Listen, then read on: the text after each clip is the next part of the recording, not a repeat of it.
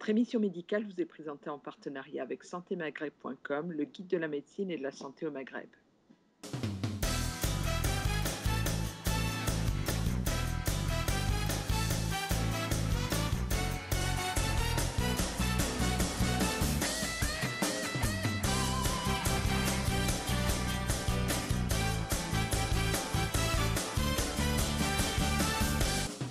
Nous sommes donc le vendredi 12 janvier dans un très beau bâtiment à côté de la Tour Eiffel, à l'UIC, et ce sont les nouvelles journées de rhumatologie libérale que nous inaugurons cette année, liées à la fusion de la Fédération française de rhumatologie, dont je suis le président, et du groupement de recherche en rhumatologie internationale français que dirige Henri Lelouch. Et nous avons décidé de combiner tout ça pour permettre de proposer, et en particulier à nos jeunes, des pratiques et d'une rhumatologie tout à fait au quotidien auprès de nos patients, qui puissent à la fois s'intéresser à tout ce qui concerne l'inflammatoire, mais aussi le mécanique, aussi bien dans la prescription, dans le geste, que dans les innovations. Et à la fin de cette journée, nous avons déjà pu profiter de beaucoup d'interventions multiples.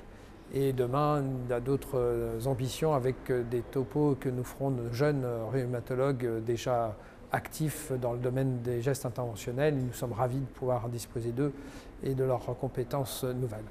Nous avons eu de l'inflammatoire, avec notamment œil inflammatoire, mais aussi les maladies auto-inflammatoires, qui sont d'autant plus intéressantes qu'arrivent maintenant les médecines génomiques et qui sont beaucoup liées à des dysfonctions de certains gènes. Et cet démembrement qui est en train de se mettre en place va concerner aussi bien la pédiatrie que la rhumatologie. Et c'était un point très intéressant de cette journée. Par ailleurs, on a eu bien sûr des pathologies que nous croyons bien connaître et que notre amis, le professeur Laredo et Henri Lelouch, nous ont amusés à nous faire découvrir encore certains aspects. Et puis aussi une intervention sur les anti-inflammatoires et les personnes âgées, où on se rend compte qu'effectivement la douleur de la personne âgée étant extrêmement mal prise en charge, il faut savoir accompagner nos personnes, nos vieux, dans leur demande de soulagement de leur douleur grâce à des produits dont beaucoup d'entre nous savent qu'on leur fait prendre des risques, mais on peut avoir un usage de ces anti-inflammatoires de façon modérée, suivie, intelligente, qui peuvent au moins les soulager, car le paracétamol n'a pas vraiment d'intérêt dans cette pathologie. Et alors, nous avons aussi, et c'est un vrai problème, en particulier en France, avec tout un ensemble de reportages médiatiques assez délétères sur la maladie ostéoporotique fracturaire existe-t-elle? Point d'interrogation, finalement non, et puis traiter ne sert à rien. Or, on sait, nous le savons tous, que les personnes âgées se cassent, certaines de façon sont beaucoup plus fragiles que d'autres. Et la prise en charge thérapeutique apporte réellement un changement sur le risque global, à la fois du handicap post-fracture, notamment dans le cadre des fractures du fémur, mais aussi dans l'état général de santé que représente le tissu ostéoporotique fracturaire. Donc on a essayé de faire un comparatif. Nos amis Véronique Rouillon et Jacques Tébib ont fait un duo magnifique sur le treat to target, c'est-à-dire essayer de trouver le meilleur traitement en fonction des outils dont nous disposons, comment on le pratique dans la polyarthrite rhumatoïde, comment peut-on avoir la même démarche dans l'ostéoporose. Et Véronique Rouillon nous a montré que nous avions et les outils et les moyens thérapeutiques de le faire. À nous maintenant que sur le plan médiatique, sur le plan préventif, nous puissions le faire passer dans la population générale. Alors demain matin, on aura, après un topo aujourd'hui sur l'échographie dans le cadre du canal carpien, une nouvelle technique qui nous permettrait de faire ce geste vraiment à minima et avec un très bon résultat. Demain, des anesthésistes nous parleront, un anesthésiste nous parlera de l'intérêt de l'usage de l'échographie dans le repérage des nerfs du rachis. Un topo sur une application qui a été mise en place par la Société française de rhumatologie qui s'appelle e-Boot pour le suivi des patients dans leur thérapie de leur polyarthrite rhumatoïde. Moi-même, je parlerai de la médecine génomique et de la médecine numérique dans le cadre du suivi de la polyarthrite rhumatoïde et de l'avenir des rhumatologues libéraux quant à cette nouvelle pratique. Et puis nos jeunes viendront nous parler, d'abord un nous parlera de sa thèse sur toutes les vidéos de gestes interventionnels prévus, qu'on retrouve sur Internet. Et il y a un nombre incalculable de ces vidéos. Il a fait un vrai travail minutieux pour vraiment sélectionner celles qui ont de la valeur et celles qui correspondent à des bonnes pratiques cliniques. Un autre collègue nous montrera comment on prend en charge la capsulite rétractique à la fois dans sa thérapeutique et dans son diagnostic préventif. Et puis une collègue qui nous parlera des gestes infiltratifs dans la pathologie d'arthrose digitale qui paraît si banale et qui en fait n'est pas si simple. Et nous terminerons d'abord par un topo sur la peau dans le cadre des maladies inflammatoires et deux intervenants extérieurs, un anthropologue qui vient apporter son avis d'anthropologue sociétal sur la souffrance des professionnels de santé et singulièrement de nos jeunes, notamment les internes dans les hôpitaux. Et c'est une maladie, une pathologie qu'on retrouve dans tous les pays d'Europe, en Angleterre avec des nombres de suicides et de syndromes dépressifs, aux États-Unis aussi. Et donc c'est quand même intéressant que quelqu'un qui vient du domaine anthropologique, hors du domaine médical, puisse nous donner un autre point de vue. Et nous terminerons avec un généraliste qui a fait aussi des études de philosophie sur l'importance de la douleur et comment le point de vue philosophique peut peut-être aussi nous donner un autre point de vue, nous donner un recul quant à cette pathologie qu'on traite la plupart du temps, on l'a vu pour les personnes âgées, assez mal. Aujourd'hui, nous avons, dans la prise en charge de l'ostéoporose, de gros problèmes puisque les patients ne sont plus dépistés et ne sont plus traités. Et ceci en France comme dans le monde entier, puisqu'on a les mêmes données aux États-Unis et en Angleterre notamment. Donc il faut qu'on arrive à réagir et trouver un moyen de mieux faire. Donc Jacques Théby, professeur de rhumatologie spécialisé en inflammatoire à Lyon, nous parle du T2T, donc le Treat to Target, qui va nous permettre d'avoir une cible dans la prise en charge de la maladie inflammatoire, en nous proposant d'appliquer les mêmes règles dans l'ostéoporose afin de mieux prendre en charge les patients. Donc il nous a bien fait valoir la nécessité d'avoir des outils de mesure fiables, ce que nous avons dans l'ostéoporose, également d'avoir des stratégies thérapeutiques, ce que nous avons également, et donc nous devrions pouvoir nous améliorer en appliquant la même chose dans l'ostéoporose. Le bas blesse, à mon avis, dans le sens où les médecins généralistes étaient des grands pourvoyeurs de patients en ostéodensitométrie, en dépistage, mais que maintenant ils ne sont pas suffisamment nombreux. Ils n'entendent plus beaucoup parler d'ostéoporose puisque la promotion n'est pas suffisamment faite sur cette maladie. Et donc, beaucoup laissent tomber complètement la prévention de l'ostéoporose. Nous avons par ailleurs, dans les médias, des émissions qui ont été complètement négatives pour la prise en charge de l'ostéoporose et qui ont fait également chuter la prise en charge. Les patients n'ont plus confiance dans les médecins pour ce qui concerne l'ostéoporose et les traitements d'ostéoporose. Le risque d'ostéoporose est extrêmement fréquent puisque je vous ai montré pendant l'émission que 1500 fractures ostéoporotiques par an en France survenaient et donc c'est 2 fois plus que les cancers du sein, c'est beaucoup plus que les infarctus, c'est beaucoup plus que toutes les maladies chroniques que l'on a aujourd'hui. L'ostéoporose étant une maladie mortelle, il est impératif de recommencer à la prendre en charge. L'ostéoporose est très fréquente puisqu'on sait que pour toutes les femmes qui arrivent à la ménopause à l'âge de 50 ans, donc la moitié de ces femmes auront une fracture ostéoporotique avant la fin de leur vie. Donc la fréquence est extrême.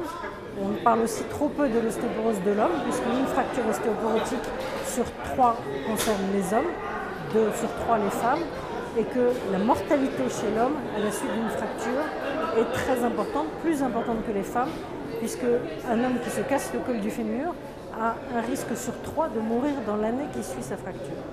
C'est énorme. Je suis rhumatologue interventionnel et libéral, c'est-à-dire que je travaille à l'hôpital Lariboisière et en ville. Je m'occupe des gestes techniques en rhumatologie. J'essaie de diffuser l'ensemble des techniques que nous pratiquons, que ce soit bien sûr toutes les infiltrations, mais aussi les ponctions de calcification, les traitements de la maladie de Dupuytren et les gestes sous écho et sous radio.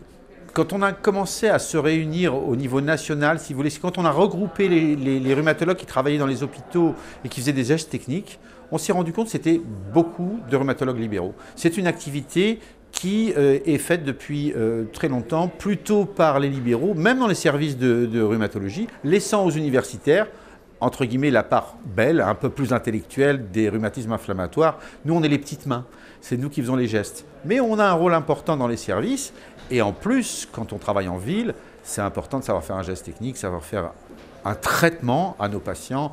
On n'est pas seulement des rhumatologues diagnostiqueurs, on est aussi des rhumatologues thérapeutes.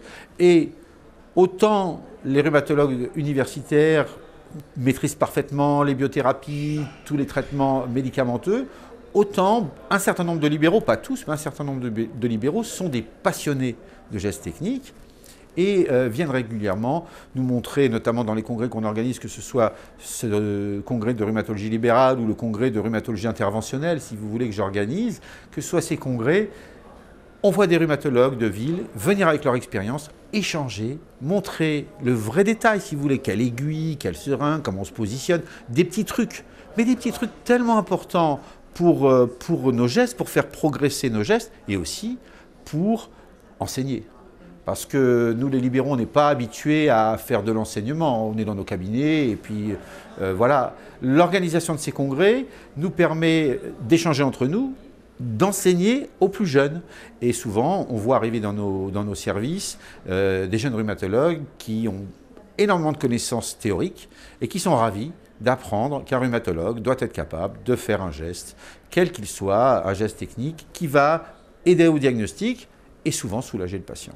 La situation des rhumatologues français, et je pense aussi des rhumatologues du Maghreb, est un peu particulière parce qu'on n'a pas du tout la même rhumatologie que les anglo-saxons.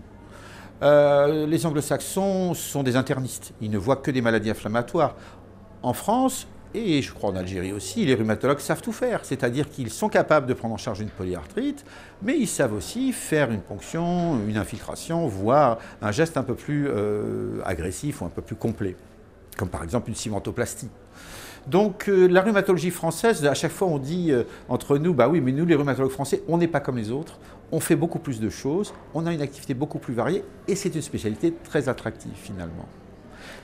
C'est à la fois du diagnostic clinique, une enquête étiologique avec de l'imagerie et une solution thérapeutique, soit médicamenteuse, soit avec un geste technique. Et nous, rhumatologues, on peut tout faire.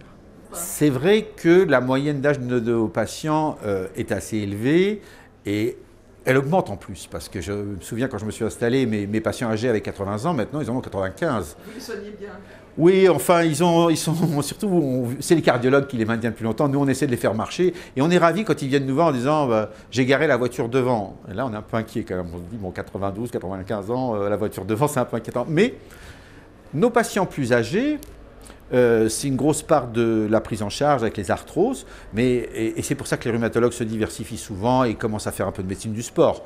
On recrute aussi tous ces patients sportifs et notamment cette génération des mai 68 qui arrive maintenant à l'âge où ils commencent à souffrir pas mal. C'est une génération qui a voulu faire beaucoup de sport, beaucoup d'activités et ils en paient un peu les conséquences aujourd'hui et on les retrouve dans les cabinets de rhumatologie. On est dans une période incroyable parce que d'un côté, de nouvelles molécules apparaissent régulièrement, notamment dans la prise en charge des rhumatismes inflammatoires avec les biothérapies, les anti-TNF et les anti-JAK. Je ne détaille pas, ce n'est pas mon univers, mais les progrès sont incroyables. Les solutions thérapeutiques qu'on peut proposer à nos patients sont tellement diversifiées maintenant dans tous les rhumatismes inflammatoires, les progrès sont terribles.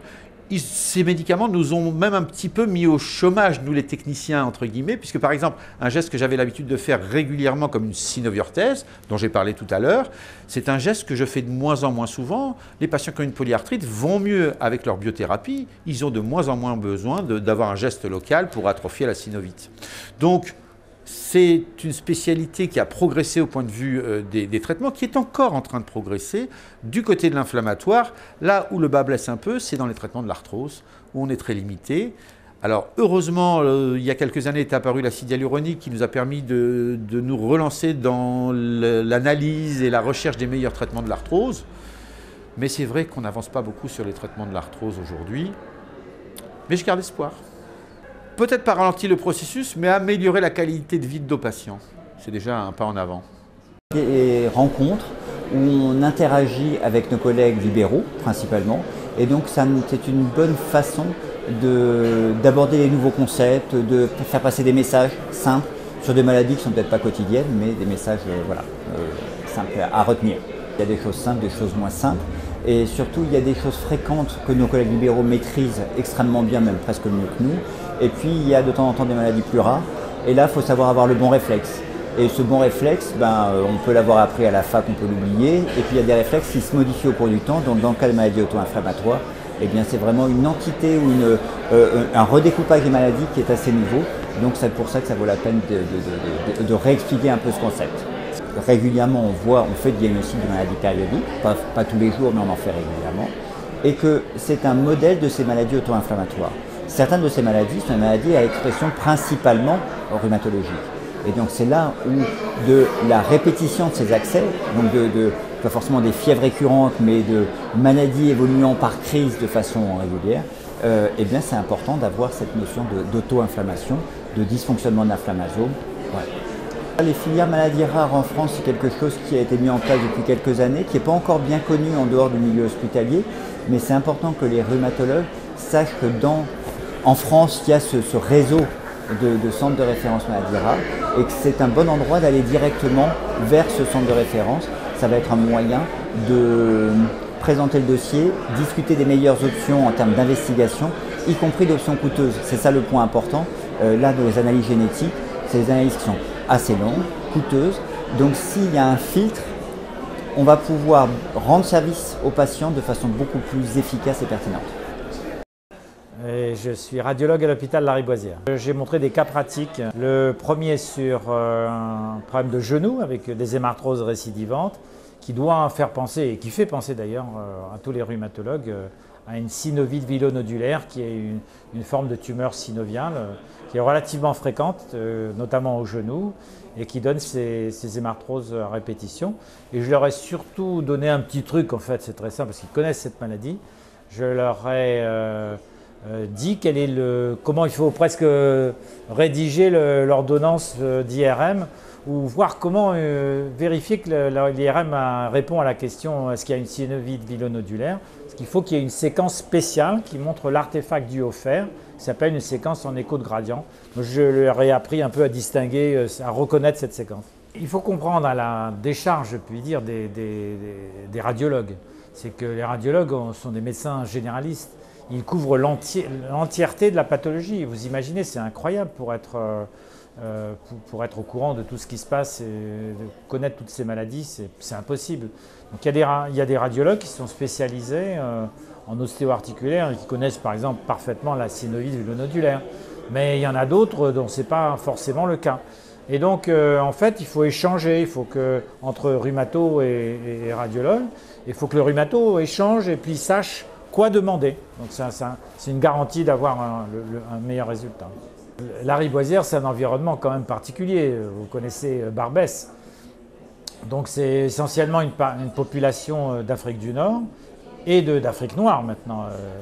Donc avec un certain nombre de migrants récents ou passés. Donc on a effectivement une pathologie qui peut être d'importation, voire la tuberculose beaucoup plus fréquemment qu'on ne le pense, des immunodéficiences qui sont plus courantes en Afrique, des spondylarthrites qui sont beaucoup plus sévères, qui restent plus sévères en Afrique du Nord que dans nos pays. Voici, ce sont des exemples. Bernard Amor a montré il y a très très longtemps qu'il y avait un parallélisme entre la gravité des spondyloarthrites et l'équipement frigidaire. Globalement, quand on compare les différents pays, il y a cette corrélation qui sort. En fait, probablement, vous avez vu, comme l'a montré Bruno Fautrel, ça fait partie des infections qui sont activées tout au moins au départ et peut-être plus longtemps par des germes ou par des motifs microbiens. Et donc, plus les infections sont fréquentes et endémiques, plus peut-être il y a des réinfestations, des réinfections et les maladies sont sévères. C'est avec les modestes moyens d'un radiologue que je vous explique cela. Mes amis rhumatologues seraient bien plus qualifiés que moi. Mais je suis un animal un peu spécial, puisque je suis un radiologue, mais un radio-rhumatologue, je suis un peu les deux. Et puis on travaille en permanence ensemble. Donc il y a une espèce d'intimité, de complicité entre nous. C'est ce qui vous donne cette impression, mais ça correspond à une réalité. Et on peut dire que ça correspond à une espèce d'idéal des relations. Mais c'est vrai qu'on est très privilégié, on est à l'hôpital, on a souvent le temps de parler, de discuter. Au contraire, moi j'admire toutes les personnes qui sont isolées, qui n'ont pas la chance que j'ai pour rendre le meilleur service et échanger à distance par tous les moyens qui se présentent. Et je suis presque, je ne vais pas rentrer dans la sensiblerie, mais ému par leur soif de comprendre, d'apprendre. Je trouve ça que c'est pas une fausse modestie de ma part, mais c'est eux que j'admire en fait. Dernière question, Oui. si vous m'autorisez, qui va sortir du contexte purement médical. Vous faisiez référence au professeur Amor qui est natif d'Alger. Oui. Le natif d'Oran, le petit garçon d'Oran, garde quoi en lien avec l'Algérie? C'est compliqué. C'est très compliqué parce que à la fois je reste complètement d'Algérie, complètement, et à la fois c'est un pays qui pour nous n'a plus les mêmes habitants malgré tout.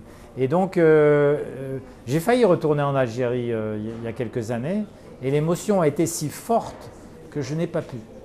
Je n'ai pas pu parce que, je ne sais pas, je ne pourrais pas vous l'expliquer. J'ai à la fois une proximité terrible avec mes amis d'Afrique du Nord qui ne sont pas de la même confession que moi. On est vraiment frères. Et à la fois, bon, il y a toute cette histoire qui vient s'interposer. Qui reste douloureuse. Faut pas oublier que pour des personnes comme Bernard Amor ou moi-même, ça a été aussi un limon qui nous a permis de nous élever. Ou Jacques Tébib aussi. Ou Jacques Tébib, oui, voilà. Faut pas, je serais resté à Oran, j'aurais probablement peut-être me serais glissé dans la douceur méditerranéenne. Et je ne suis pas sûr que j'aurais fait les mêmes efforts d'études si pénibles et si longues. C'est l'histoire. Voilà, nous on est le produit de cette histoire et tel que vous me voyez, l'Algérie reste en moi, elle reste en moi. Mais c'est vrai qu'elle est plus, imaginaire, elle me compose qu'actuelle. Sauf à travers les amis que je garde. Mon service par exemple ne fonctionne qu'avec des amis qui sont d'origine algérienne, enfin d'Afrique du Nord. Ou Kabyle en particulier, avec lesquels j'ai une proximité toute particulière. Vous y ajoutez quelque chose? Non, j'étais content de cette interview parce que où j'ai un peu débordé sur ce qui n'est pas de la médecine. C'est moi qui vous encourage. Merci beaucoup.